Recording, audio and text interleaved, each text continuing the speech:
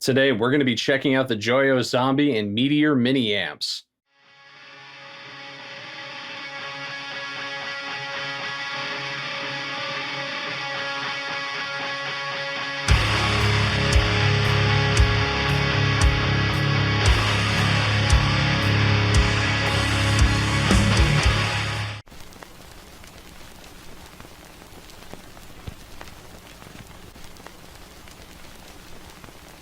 So, I had heard some people ask me to check these out, ask me what I thought about them because they were thinking about buying them or own them and already liked them. I didn't really have any experience with Joyo at all, but thought it was interesting. They were doing these little hybrid amps. They do have like a little 12AX7 tube in them, and the rest of them is solid state.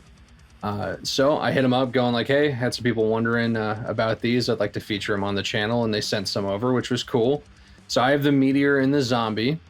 The Zombie is, a lot of people find it to be very dual rectifier-ish, and I get why. A huge low end, and it's extremely scooped, very American sounding, so you can tell they were going for like dual rectifier kind of vibes with it. And then the Meteor is much more martially, much more British voiced. It's tighter, it's drier, although it can still get pretty high gain.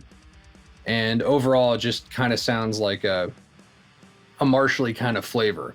So both of them have the same feature set. Like I said, they're hybrid, like kind of tube and mostly solid state amps. They both have a clean and overdrive, like high gain channel, and each of them have the same controls. You have gain, volume, and then an overall tone control that controls, you know, the EQ instead of having a 3-band EQ. And the more to the right you go, the brighter, kind of more pick attack, more cutting it gets, and the more you back off, the darker it gets.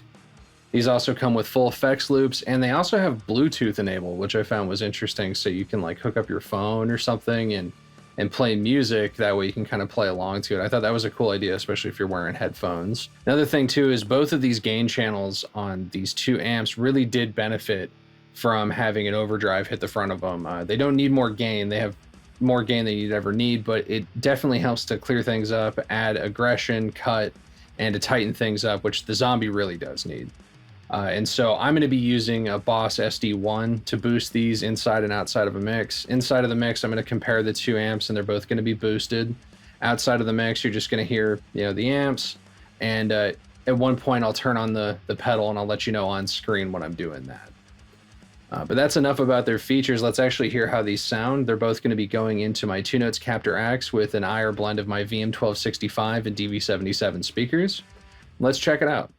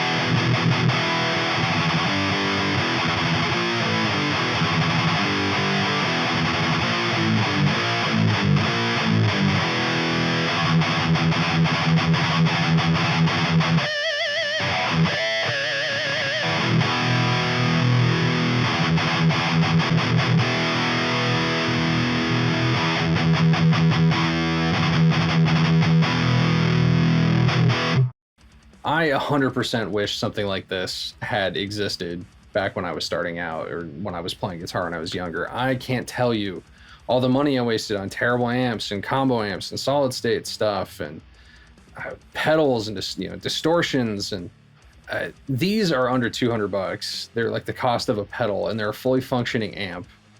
I could have cut my teeth on something like this. I could have gotten great tones out of the box, and I would have been happy. I mean, they're great little practice amps too, just for jotting down ideas and stuff too, or if somebody wanted to take something on tour or have something backstage with them to jam into, because they're very plug and play, especially the Meteor. I really did like the Meteor out of the two of them.